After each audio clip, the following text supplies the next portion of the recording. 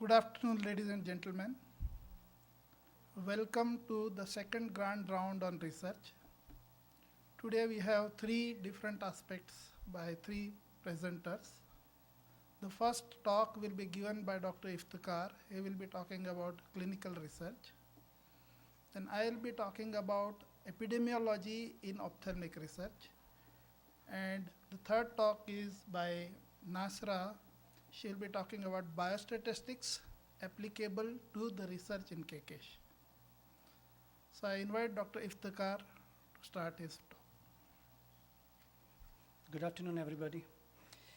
And my name is Dr. Iftikhar, as you already know now. So, first of all, my topic will be to how to do a research at KKESH, basically. Just to give you some information that what are the steps you have to take to do a research at KKESH. Indeed, it's very much similar to the other institution. So, first of all, let me welcome the newcomers who's just joined as their first year in fellowship at KKESH. On behalf of Research Department, we welcome you all. Now, as every one of you who are interested in research must know that how the research is going on at KKESH. So let me give you some heads up that how the research department and the KKESH is doing in research. I'd like to give you a review of the last 3 years. You can just see that in last 3 years, how the research has progressed in KKESH. In 2011, only 53 proposals was submitted to IRB, and in 2013, 111 proposals were submitted. So in that mean that we have not only nearly doubled the submission, which means the research is going good at KKESH, and it's a good sign for our hospital that it will be doing more and more research. And of course, when it is higher the number, it means the quality and progress is getting better. Now, I tell you that being a researcher, everyone knows that research has got, usually every research in any institute you are doing, it has 5 phases. So what are those 5 phases? First is you plan what you want to do the research. Second, you implement. Third, you document. Fourth, you have analysis of your study. And finally, you should have a publication of your research work. Any step of this, if missing, which means that your research is not complete, and it is difficult for you to say that you have done the research unless you follow all those 5 phases. Now, what I'm going to tell you that how we do the research at KKESH. There are steps. The first step, these are basically 10 steps which we further subdivided from those 5 phases. And I will go one by one of each. The first step is conception, which means that you should have some study question to do the research work. To develop a hypothesis, you usually require formulation. Formulate clinical relevant study question and then make it more focused. This is a very important topic. Unless you have some study questions, you won't be able to conduct your research. So at KKESH, what are the resources from where you can get your study questions? The first important source is your mentor or your supervisor. He can give you direction and he can tell you what are the study topics which you can choose or where there is a research gap, which you can do more and more research. The second things from where you can get the study question could be do a thorough literature review. And doing a thorough literature review, you can find out what is a study gap, what that you can be filled with your research. And that questions can be answered by your research. And third source from where you can get a study question, consult the research department and find an inactive project that you can reactivate for your study. Once you have a study question, do the clinical scan. Usually we do not follow these things in our hospital, but it is a good step if you can follow. It will save your time. It will give you the causes from where your research can have barriers. Like I face sometime scheduling patient in our research study. So at least you know how to overcome that barrier. So doing a clinical scan is finding the way from where you can save your time and do better in your research activities at KKESH. At this step, if you have all these 2 things in your hand, And now the second important thing is to do the literature search. This is a very important step that every researcher who has intention to do research should do a literature review. Once you have a study question, you have to go through a literature review to find out if this study has already not been done, or if it is done, then what are the other prospects that you can study from the same questions. But at this point, doing a literature review, you must be somewhat flexible with your study question. So in case if you find that study has already been done, what you can do, you can either duplicate the same study using a separate participant or using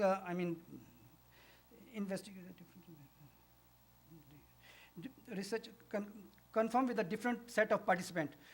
Or you can just change your study question at this point, keeping the same topic. Or there are the chances that you can do some, slightly change in your topic so that you can improve your study.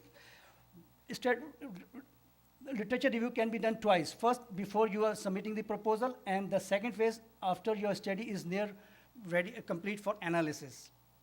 The reason to do researcher review at the end of the analysis is that it will give you better idea and give you more focus.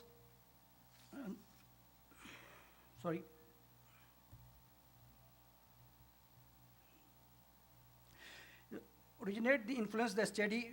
It will give you information that how your study could be presented, and what are the other study which was done and how they were presented. It will give you some idea about that. Once you have reviewed the proposal, now is the time for you to discuss with the epidemiologists and biostatisticians to find out the good study design. During literature review, you will be able to find out what are the other study which was conducted in the same topic and what are the study design they have used. And along with that, you will even find out what are the sample size they have used in that study, similar studies. So you can have some idea at this point that what will be your sample size, what will be the type of study, and what are the essential variables you need to capture in this study, which will give you the results. For this purpose, epidemiologists and biostatistician are the good source who can give you a good information regarding that, and for that reason we will recommend that consult Dr. Rajiv and Nasra at this point to find out how they can help you to get you a good sample size and study design which is good for your study. Once you have all those things, start preparing your data collection form. Data collection form will be in the form of usually in a hard copy that will help you to work later with your data. Now you are ready to create your proposal. So make your proposal in such a way that it gives you introduction and background information of your study. And with references, like information should be with references. Second thing, at this point, you should have a research question and hypothesis, which will also include methodology, which means study design, sample size, dummy table, and data collection sheet. So may possible most of you don't know what the dummy tables are, or you may know about that, but let me define you something. The dummy tables are the tables which are a statistical tool which is created just before conducting your research work or before analysis of your study. It gives you some information how how your sample size is working with these proposals, and give you some crystalline your structure variables, and it will give you idea whether the plan of analysis will aid in answering the research question. So dummy table help you to avoid dummy things. And it also helps you to prepare your data collection sheet. Once you have created this, just make some procedures, how you will do the data cleaning procedures, which means data management. And once you have everything, by that time, you do start a statistical analysis of your, give you information, like in proposal, you have to inform what are the analytical methods you will use to get the study results. and significance of this study, expected outcome of this study. This should be included in your proposals. At this time, you are ready to submit the ethic application. So what we suggest, you go to IRB forms and study forms at kkesh.com, prepare draft of IRB and all attachment, get agreement from all the investigator and co-investigator who will be in your study along with you. Submit to IRB in time for being reviewed in the next cycle. This is very important, otherwise you may be wasting time for another 1 or 2 months to do the study, start your study. Now your study is approved. It's a time for you to be inactive.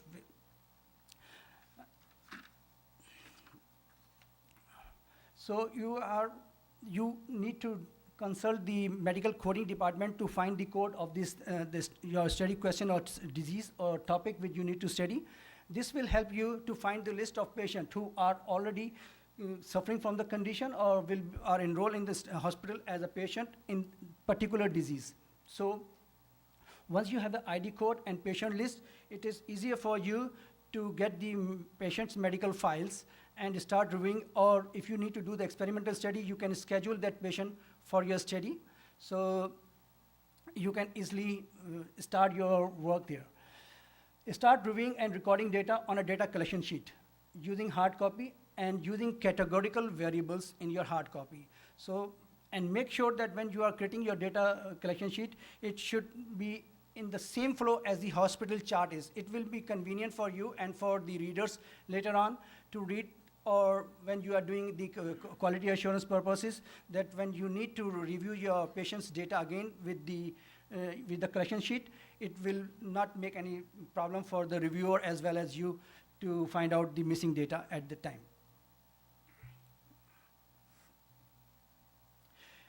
At the same time, try to create electronic data like in MSL or MS, and make sure your electronic data has preset of codes. Periodically audit your data collection sheet and electronic data so to avoid any missing data at this time, because this time you can easily go back to the files or missing data and fill the gaps and create the missing data from the file, get the missing data from the file.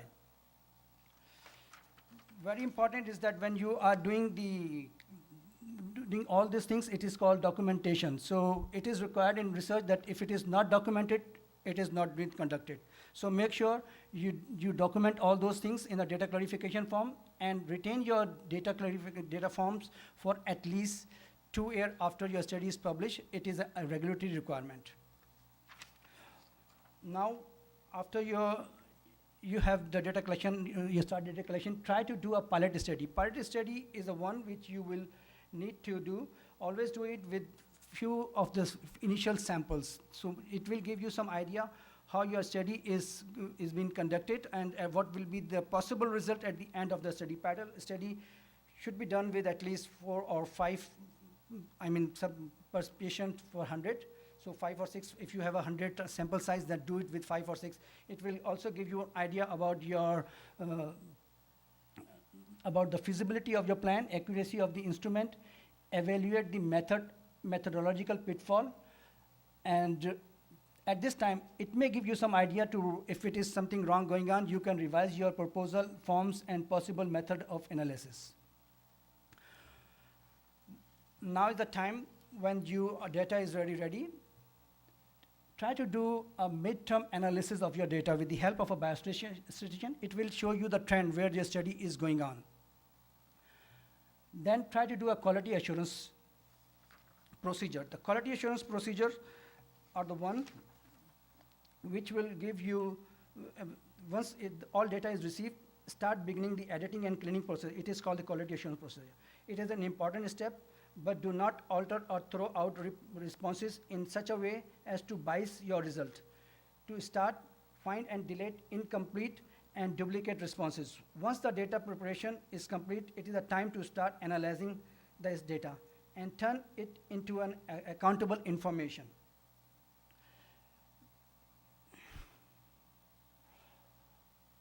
Only make claim that your data can support. Avoid data exploration. Provide the data in an electronic form to biostatistician. Request to fill the dummy table. Do validation of the result. The result of the study is the analysis of your finding. It should answer the question of your study. Possibly new hypotheses are generated at this point. And interpret your clinical significance and significance of the result. So now is the time for the data analysis, interpretation. Once you have a data, remember that a statistician can give you a result in a form of a numbers, and number do not speak. So to get those numbers speak, you need some interpretation. Interpretation is a process of attaching meaning to the data, and interpretation demand fair and careful judgment.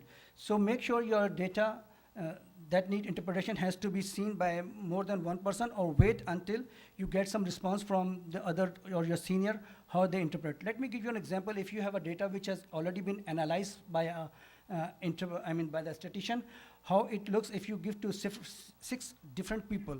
Like give you an example of a 6 blind man who were asked to analyze an elephant. One feel the side of the elephant and think the elephant is like a wall. One touch the tusk and think the elephant is like a spear. One touch the squirming trunk and think the elephant is like a snake. One touch the knee and think the elephant is like a tree. One touch the ear and think the elephant is like a fan. So one touch the tail and think the elephant is like a rope. They argue for a long time and thought each was partly right. In fact, all were wrong. So the best to present for finding depend on your audience is the step when you need a publication. So when your publication has been ready for publication, the best way to present your finding depend on the audience, the purpose, and the data management. At this point, new hypotheses are generated and your publication presented, submitted. It might go review, re-review process. Once the manuscript is published, the research can be said to be complete. Now at the end of my presentation, I need to give you some study questions, like 5 study questions which will what are the study design, as Dr. Sheikh has given presentation, some information regarding the study designs, and like distribution of blindness, what type of study it could fall into, prevalence of blindness, cataract or poor vision, and association between vitamin A deficiency and blindness, incidence of relative risk of radiation cataract among radiographer, therapy or prevention method used to useful or effective daily vitamin A supplement to prevent xerophthalmia. Answer to this quiz will be answered at the end of the presentation. Thank you.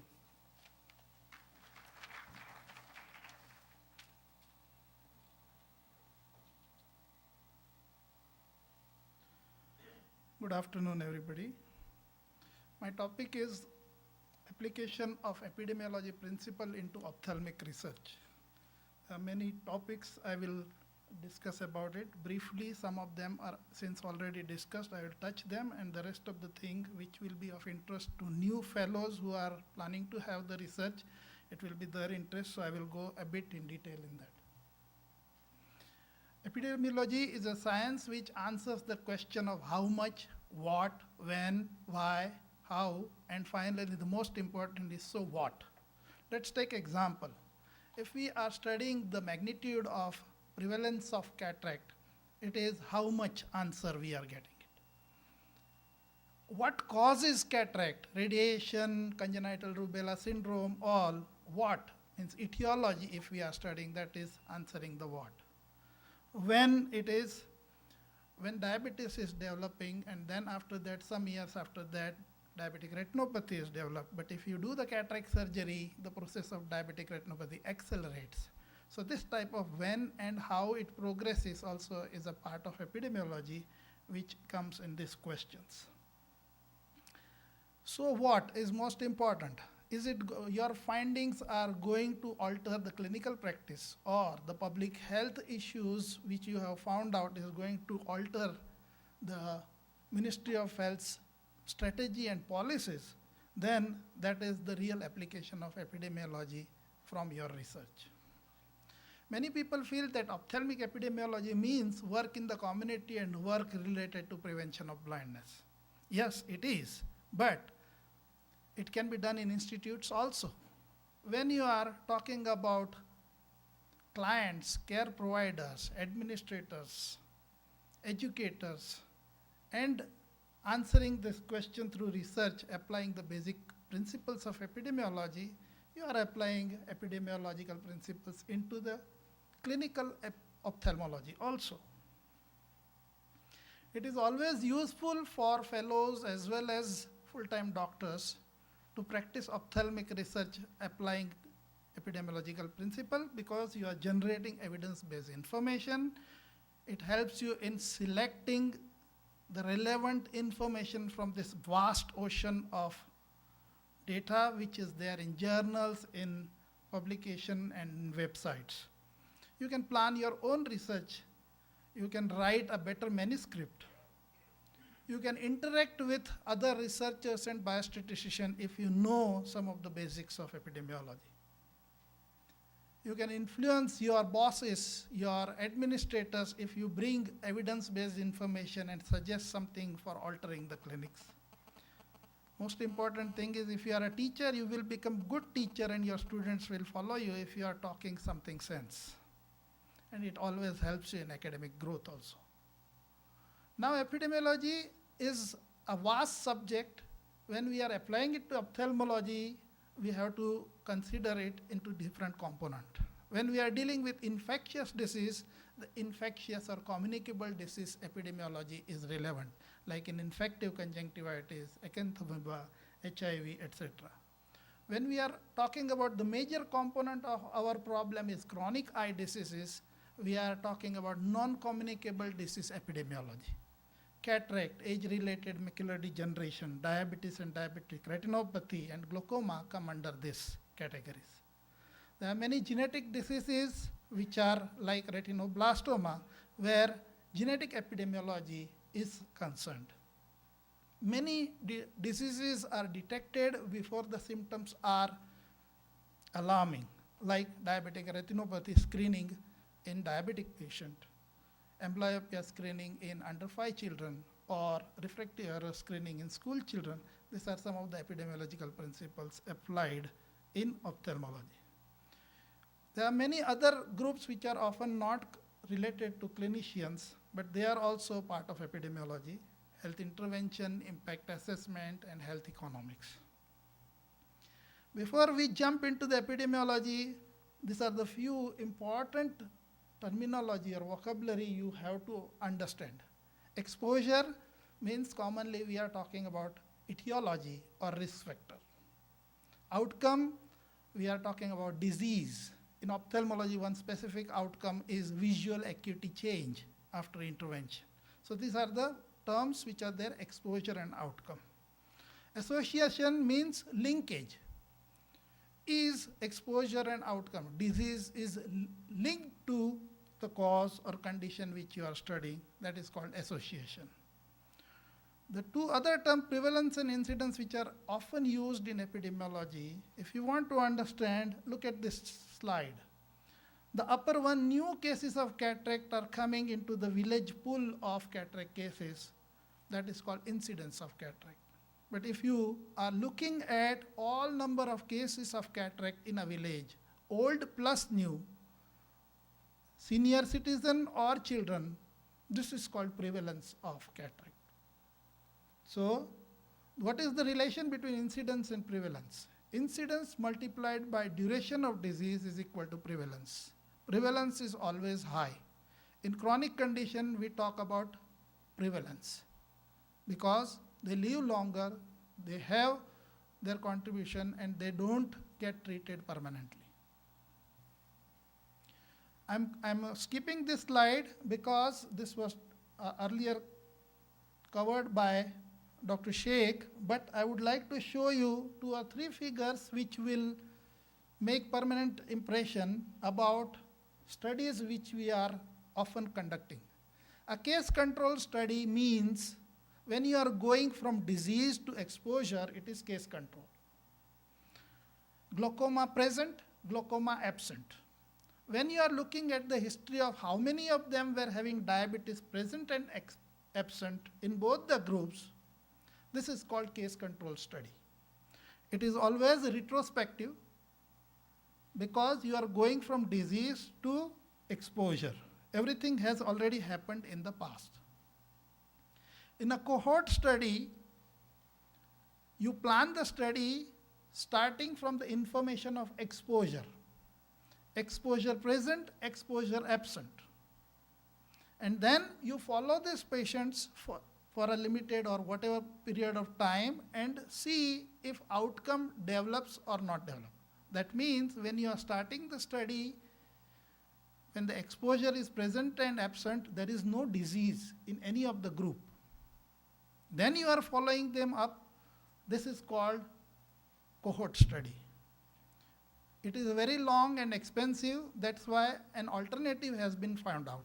You plan the study, collect the information of exposure in the past, and wait for the disease to develop in future. This is called historical cohort, which is much easier and gives the most solid observation information in epidemiological studies. This is, everybody knows, clinical trial in which you have control over the exposure. In one group, you give the exposure. In another group, you don't give the exposure. Maybe you can give a placebo or a dummy exposure. And then wait for the disease to develop or outcome to develop. And this is how the clinical trial or public health trial is conducted. The most important thing as far as epidemiological component is concerned in any of the clinical research are the three common pitfalls which you have to think during planning and during analysis stage, and they are systematic error, bias, and confounder. Let us study these things. Suppose you are seeing all the cataract cases coming to KKESH in 1 year, and you want to see how many of them are related to diabetes. If you are studying this group of patient only, you will say there is no diabetes as far as our cataract cases are concerned. If you are studying here, the rate is very high. So the sample which you have studied can have error because there is element of chance. So this is what is called systematic error. If element of chance is introduced in your observation or in your study, because you can't study the whole population, you are studying a sample or a small size of it, then you can have a systematic error. How to avoid systematic error?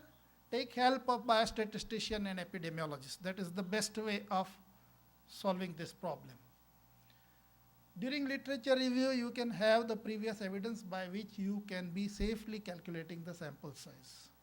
Then in statistical analysis, if you are doing validation, to some extent you can address the problem of systematic error. And be careful before generalizing 100 cases you have studied to the entire population of cataract.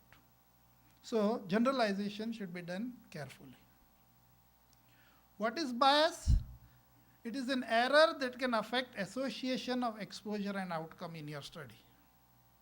We have to be very careful as far as bias is concerned, because once it is introduced, you will not know that there is a bias, and you will not know how much it has affected your study results. So during planning stage only, you have to address bias. There are two types of bias, broadly speaking: observer bias and selection bias. We will not go into the detail, but how we can avoid the bias. That is important for us new researchers. You have a careful study participant selection without having prejudice to one group or another group. You have to be very careful in selecting controls which is suitable, and apart from the study question, they are almost similar to the cases. Proper sample size calculation has to be done during planning stage. To some extent, if we are following the procedure of randomization and masking, we can address the issue of bias.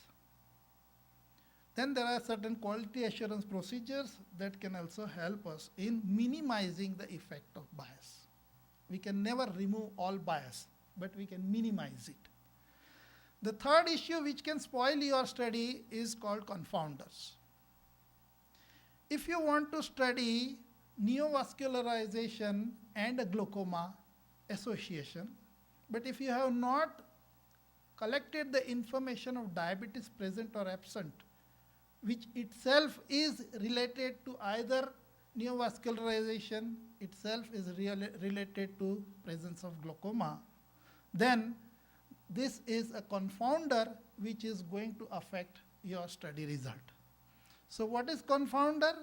It is a factor which is both related to exposure and outcome, and it is influencing your result. So how you can do it? You have to collect the information of this confounding factor.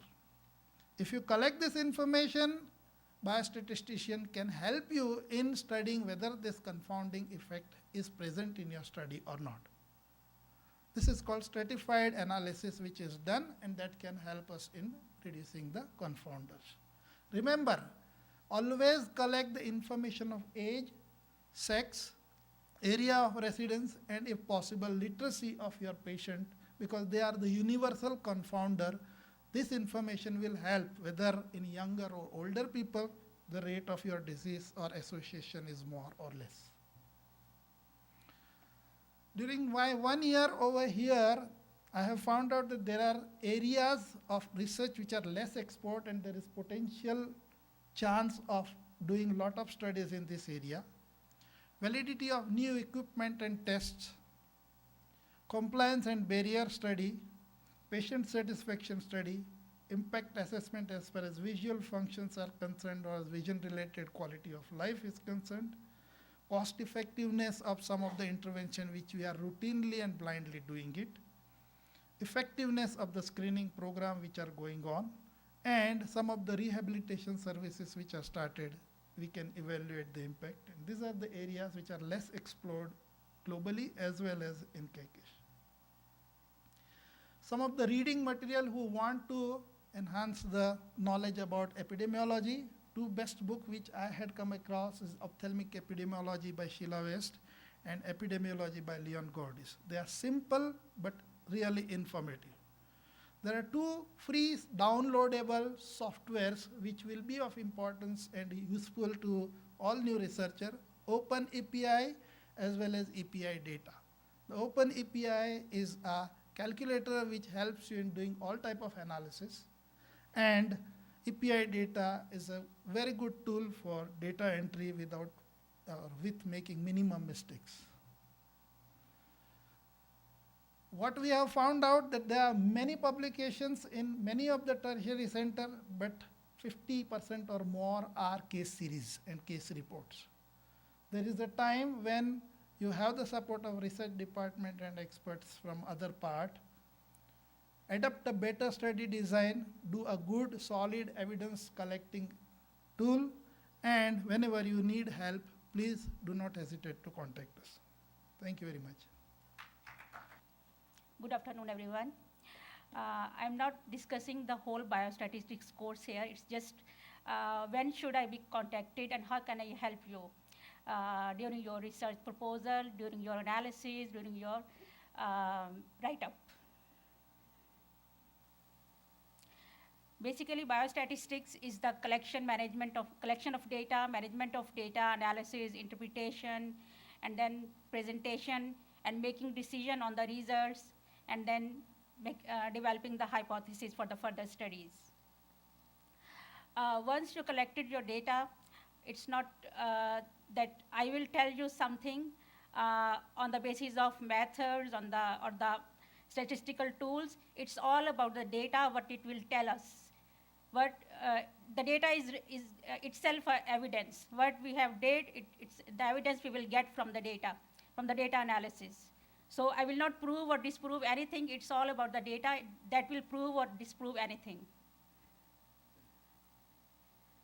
So statistician doesn't have anything to tell from his or himself. Basically, we should have the knowledge of variables of our study. We have two types of variables. One is independent and one is the dependent. Independent, that the experimenter can manipulate, like glaucoma medicine, and the dependent that will be affected from the independent variable, like decline in IOP after getting the glaucoma medicine. And the type of variables can be either qualitative or the quantitative.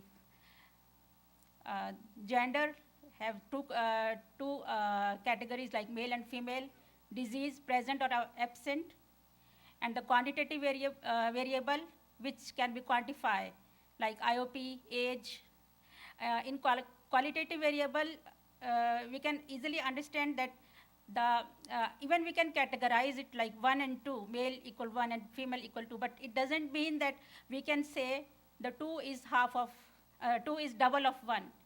That's an easy understanding of qualitative variable type.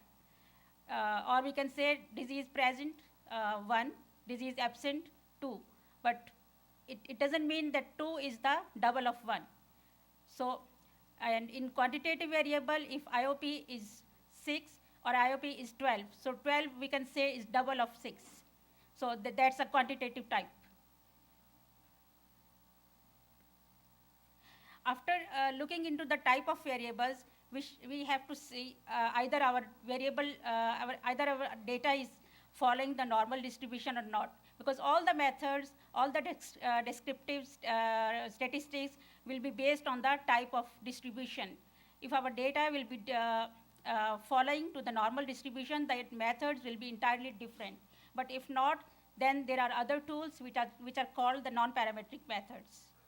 And there is another way, if our data is not following the normal distribution, we can transform it and do some transformations like log transformation or reciprocal or taking the square root, and we'll try to convert it into the normal distribution. And still, if it is not following the normal distribution, then the other way is we can use the non-parametric statistics.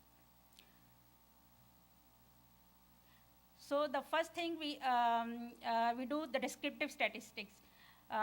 Whenever we get the data set, the first thing we do the descriptive statistics, and it again depends on the type of the variable. So if the variable is qualitative, always the frequency and the percentages are the best measures. And if if we have continuous type of variable or the quantitative one, then the mean and medians are the best measures. Again, if the variable is not following the normal distribution, then the median will be the average and not the mean, because mean is influenced by the extreme values. After looking the descriptive statistics, if we prove the hypothesis by using the inferential statistics like t-test, Mann-Whitney, ANOVA, something like this.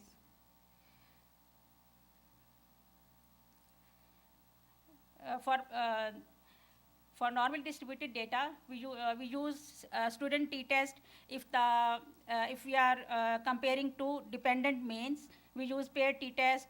And if we are comparing two independent, if we are using two independent means, then it is independent t-test.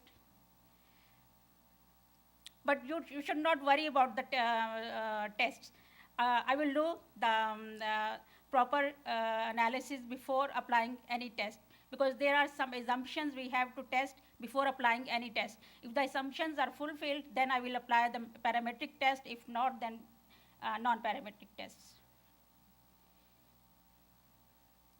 These are some examples of non-parametric tests.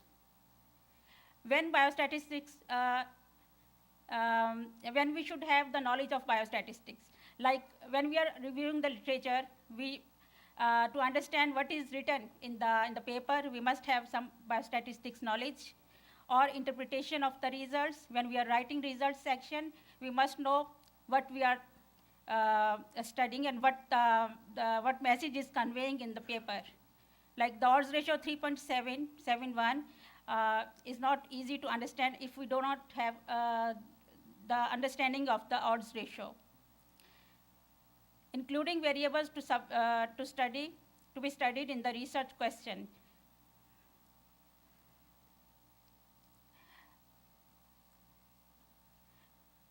Biostatistician can be consulted at a phase like when you are planning your new study, and I can help in calculation of sample size, selecting the proper sampling selection methods, how to select the cases from the population, like randomization or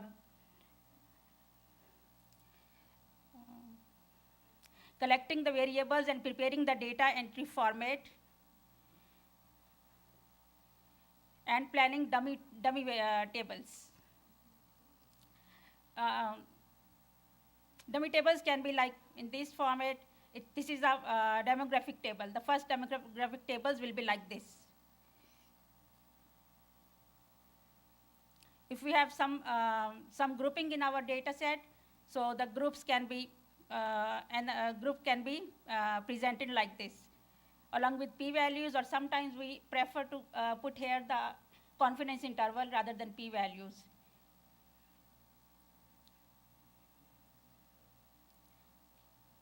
This is another dummy table type.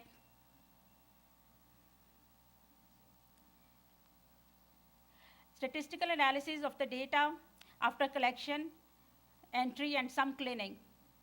I can help you in analyzing the data, and then once the data is analyzed, I can help you to write the interpretation when you are writing the results section. Normally, the data is entered into Access when it is entered by any of the research assistant in the research department. But if you want to enter by yourself, you can use simple Excel spreadsheets. But make sure you are having a code list when you are entering the data into Excel. Then after entry, the SPSS is being used here in KCache as an analysis tool. One frequent question is how much sample size is required for a particular study. So for sample size calculation, I need some background literature search information from your side, because you have planned your proposal and you know the previous paper's results. So whenever you contact me, just bring some information, like if you are doing a survey and your study type is survey, so prevalence and of the main outcome of the study. And if your study type is case control and your outcome variable is continuous, then the mean, standard deviation, the total numbers in outcome, and the total number of cases in case and control group. And if you have qualitative type of outcome, then n total cases percentage of the main outcome in both groups. Or if the odds ratio is there, then the odds ratio along with 95% confidence interval of both groups. Remember the basics of biostatistics, and the teamwork is very important and is essential when you are going through a study, and the work in planning stage. If you work in planning stage, if you work more and in a proper way, then in the end, you will not be having any problem in analysis or in the write-up. Thank you. Here are the answers asked by Dr. Iftikhar. I think you might have been in your list. Thank you.